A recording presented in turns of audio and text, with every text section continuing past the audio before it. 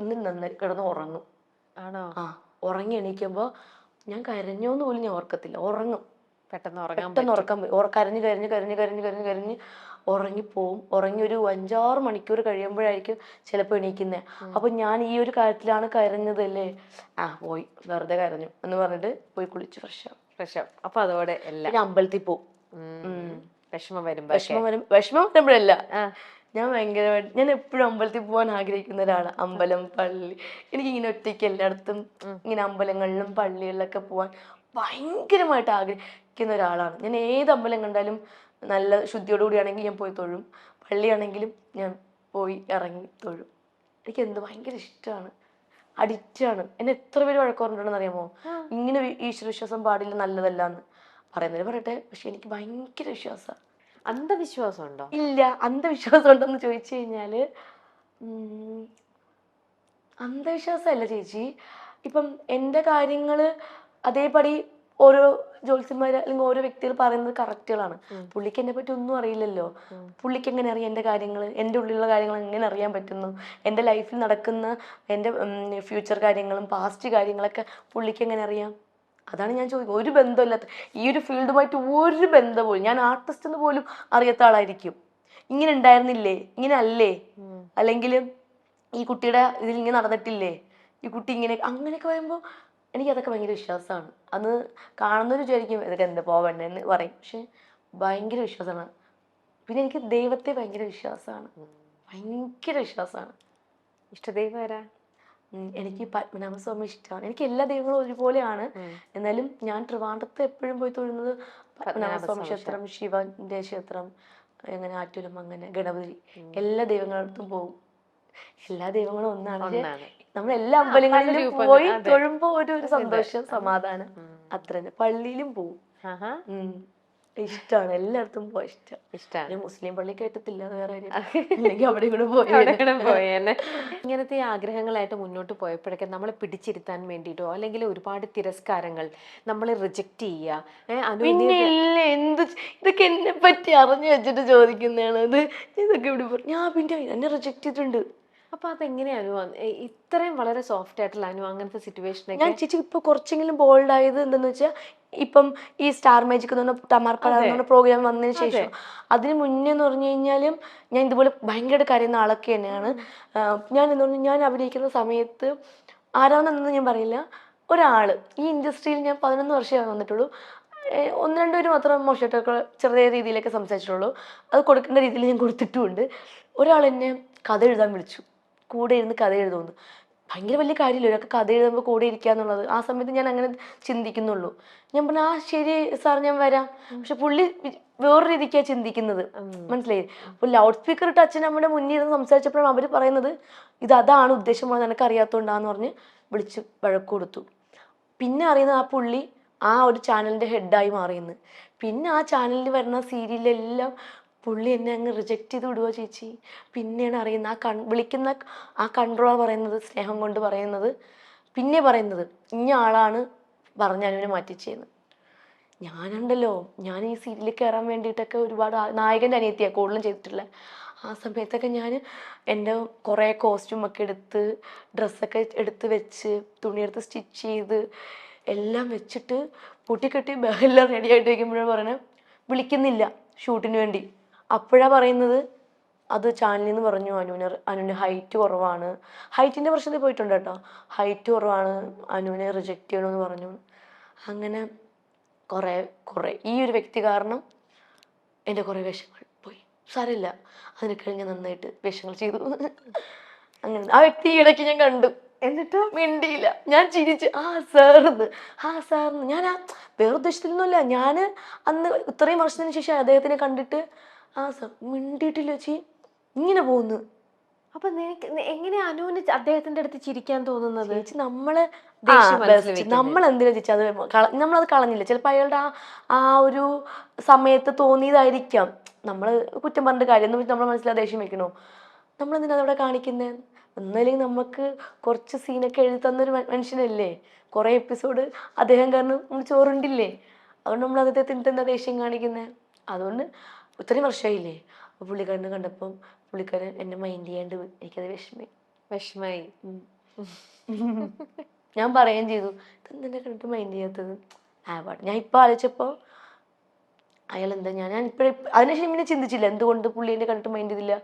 പിന്നെ വേറെ കുറെ കാര്യങ്ങൾ മനസ്സിൽ കിടക്കണല്ലോ സന്തോഷമുള്ളത്, അതോടും അങ്ങ് പോയി. അപ്പൊ ഇനിയും പുള്ളിനെ കണ്ടാനും മിണ്ടാൻ പോവോ? ചിരിക്കും.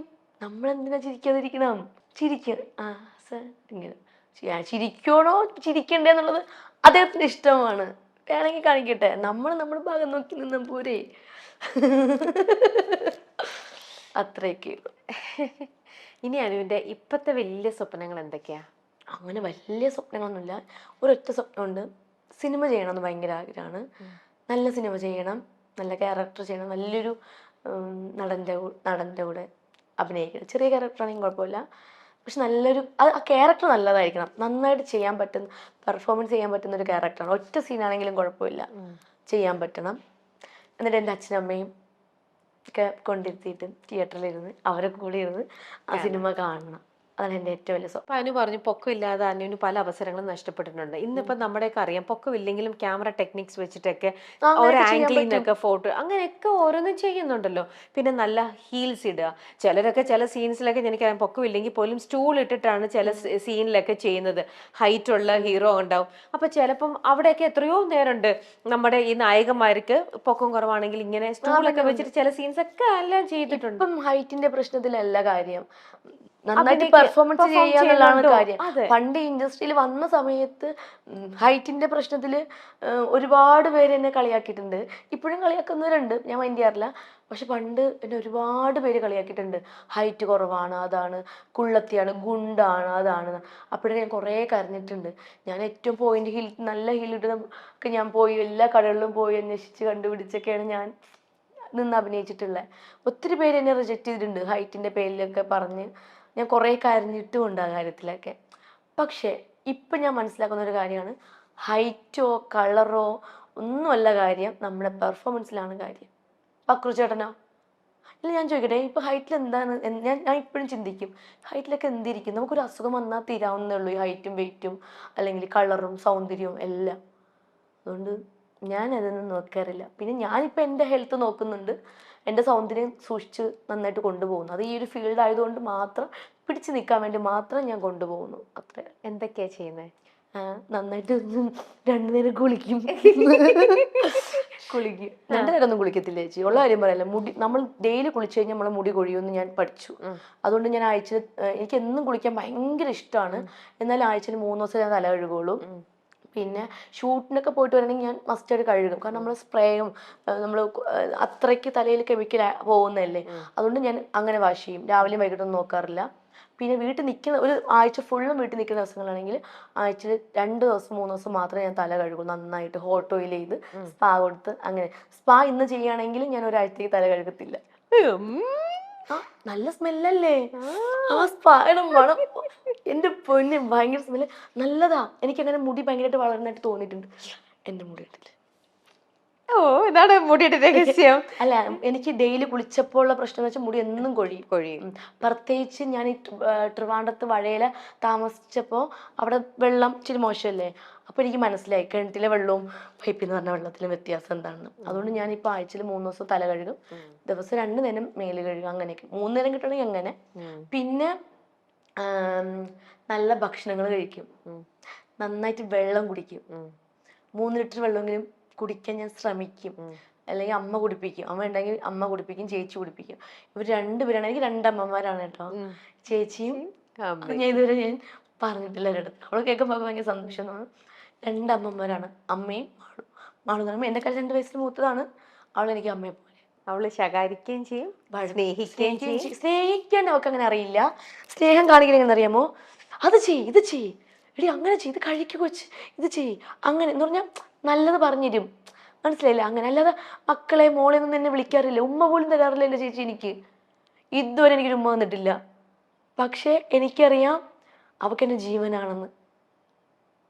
എനിക്ക് എൻ്റെ പ്രാണനാണ്.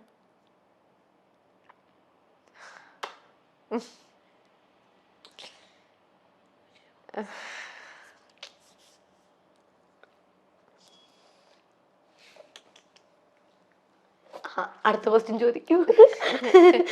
അല്ല ശരിക്കും അമ്മ, ചേച്ചി, അച്ഛൻ, ആ, ചേച്ചിയുടെ ഹസ്ബൻഡ്, എനിക്ക് ഞാൻ പറഞ്ഞ ചേട്ടന്മാരില്ലാന്ന്. ചേട്ടൻ എനിക്ക് സ്വന്തം ചേട്ടനാ. ഇതുപോലൊരു ചേട്ടനെ ഒരിക്കലും ആർക്കും കിട്ടത്തില്ല. അത്ര നല്ല ചേട്ടനാണ് എൻ്റെ ചേച്ചിക്ക് കിട്ടിയിരിക്കുന്നത്. എന്നെ ഷൂട്ടിനും ഇനാഗുറേഷനും എല്ലായിടത്തും കൊണ്ടുപോകുന്ന ഒരു വ്യക്തിയാണ് ചേച്ചിയുടെ ഹസ്ബൻഡ്. പുള്ളിയുടെ ജോലി പോലും കളഞ്ഞിട്ടാണ് എന്നെ കൊണ്ടുപോകുന്നത്. പാവമാണ്, ഭയങ്കര പാവമാണ്, നല്ല മനുഷ്യന്. പിന്നെ ദേവൻ, ചേച്ചിയുടെ മോൻ, ഇവരാണ് എൻ്റെ ലോകം.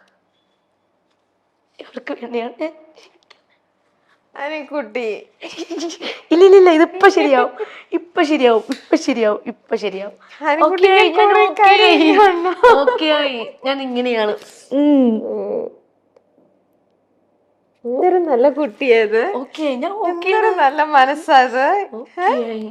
അനുവിന് വേണ്ടിട്ട് ഞാൻ പറയാം. അനുവിന്റെ ചേച്ചി അനുവിനെ ഇനി കാണുമ്പോ ഇതുപോലെ കെട്ടിപ്പിടിച്ച, ഞാൻ എവിടെ ഉമ്മ വേണ്ടേ, ഇവിടെ ഞാൻ എന്റെ ലിപ്സ്റ്റിക് വെച്ച് തരട്ടെ. കുഴപ്പമില്ല. ലിപ്സ്റ്റിക് ആവോ? ഒരുപാട് ലിപ്സ്റ്റിക് കിട്ടിയിട്ടുണ്ട്. ഞാൻ നിന്നോട്ടെ. ഇതുപോലെ ചേച്ചി ഓടി വന്ന് കെട്ടിപ്പിടിച്ചൊരു ഉമ്മ കൊടുക്കും കേട്ടോ, തരും. അപ്പൊ എനിക്ക് താങ്ക്സ് തരണം. എനിക്ക് അപ്പൊ കാണുമ്പോ എനിക്ക് ഞാൻ 2 ഉമ്മ ഞാൻ തരണം. വിളിച്ചു പറയാം. വിളിച്ചു പറഞ്ഞാ പോരെ, എനിക്കപ്പൊ 2 ഉമ്മ തരണം. തരാം. ചേച്ചി തന്ന ഉമ്മ എനിക്ക് പറഞ്ഞ, എനിക്ക് അത് വേണം കേട്ടോ. എന്ത് നല്ല സ്വീറ്റ് ആയിട്ടുള്ള കുട്ടിയാ. ഇതിനെ ആർക്കാ ഇഷ്ടമല്ലാതെ വരണേ? ഇതിനെ കൂടെ കൂട്ടിക്കൊണ്ട് പോവാൻ ആർക്കും തോന്നില്ലേ? എന്റെ കൂടെ വരുന്നോ? എന്റെ കൂടെ എന്റെ വീട്ടിൽ കൊണ്ടുപോവായിരുന്നു ഞാൻ. ഇതിനെ ഇപ്പൊ എങ്ങനെ ആര്യ ആയിക്കോട്ടെ, പിന്നെ മുമ്പ് പറഞ്ഞ ആതിര. അയ്യോ, എന്റെ ലിപ്സ്റ്റിക് ഉണ്ടോ? കുഴപ്പമില്ല കുഴപ്പമില്ല. ബ്ലഷ് ആയിട്ട് അവിടെ കിടന്നോളൂ. ചെന്നിട്ട് കുളിക്കാനുള്ളതാ. അയ്യോടാ. അല്ല, എങ്ങനെ ഇതിനെ ഇഷ്ടപ്പെടാതിരിക്കുന്നതെന്ന് ഇപ്പൊ നിങ്ങക്ക് മനസ്സിലായില്ലേ? സ്റ്റാർ മാജിക്കിലൊക്കെ ചെയ്യുന്നതും ഇങ്ങനെ ഈ ഓടിച്ചാടി ബഴ പിടിച്ച് പിടിപിടി നടക്കണതൊക്കെ ജെന്യുവൻ ആയിട്ടുള്ള അനുവാണ് അല്ലേ? ഇങ്ങോടാ. താങ്ക് യു ചേച്ചി. എന്തൊരു സ്വീറ്റാ. അനു ശരിക്കും അനുവിനെ കാണുമ്പോ അനു ഇതൊന്നും ഫേക്ക് അല്ല, അനുവിന്റെ ഒറിജിനൽ ആണ് അനു ചെയ്യുന്നതും. അങ്ങനെ പറയല്ലേ, എന്താ കരച്ചിൽ വരും.